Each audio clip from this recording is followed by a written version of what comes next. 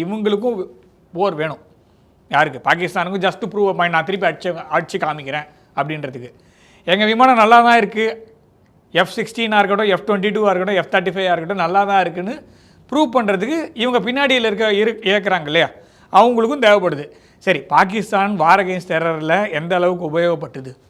வார் against டெரரில் Osama bin லாடனுக்கு சோறு போட்டு 10 அடி காம்பவுண்ட் 15 அடி காம்பவுண்ட் வால் இருக்கிற ஒரு வீட்டில் 5 ஸ்டார் வாழ்க்கையை வாழ்வதற்கு உபயோகப்பட்டது பாகிஸ்தான். அவ்வளோதான். அந்த பாகிஸ்தானுக்கு எதுக்கு உங்களுக்கு வார் அகெயின்ஸ்ட் டெரருக்காக கொடுக்குறேன்னு சொல்லி அந்த போர்வையில் எதுக்கு நீங்கள் F சீரீஸ் விமானத்தை கொடுக்குறீங்க? மேஜர் நான் நாட்டோ அலைன்ற ஸ்தானத்தை எதுக்கு வச்சுருக்கீங்க? ஸோ இதெல்லாத்தையும் முதல்ல எடுங்க.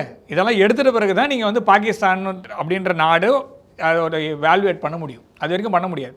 அப்படி பண்ணாமல் நீங்கள் அதை எதுவுமே டிஸ்மேண்டில் பண்ணாமல் அப்படியே வச்சுக்கிட்டு நான் கொடுக்குறதெல்லாம் கொடுத்துக்கிட்டே இருப்பேன் அப்படின்னா, ஸோ பாகிஸ்தானை இயக்குறது யாருன்னு இப்போ எல்லாருக்குமே தெரியும். ஸோ அப்படி இருக்கும்போது ஸோ இவங்களோட F-16 Abhinandan காமிச்சிட்டாரு, F-22 Putin காமிச்சிட்டாரு, F-35 திருவனந்தபுரத்து ஏர்போர்ட்லேயும் ஈரான்லேயும் பார்த்தோம் என்ன லெவலில் இருந்ததுன்ட்டு, ரெண்டுமே காலி. ஸோ ஆக மொத்தத்தில் இவங்களுடைய விமானம் எல்லாம் வந்து மேபி ஹாலிவுட் படத்தில் வேணால் நல்லா இருக்கலாம்.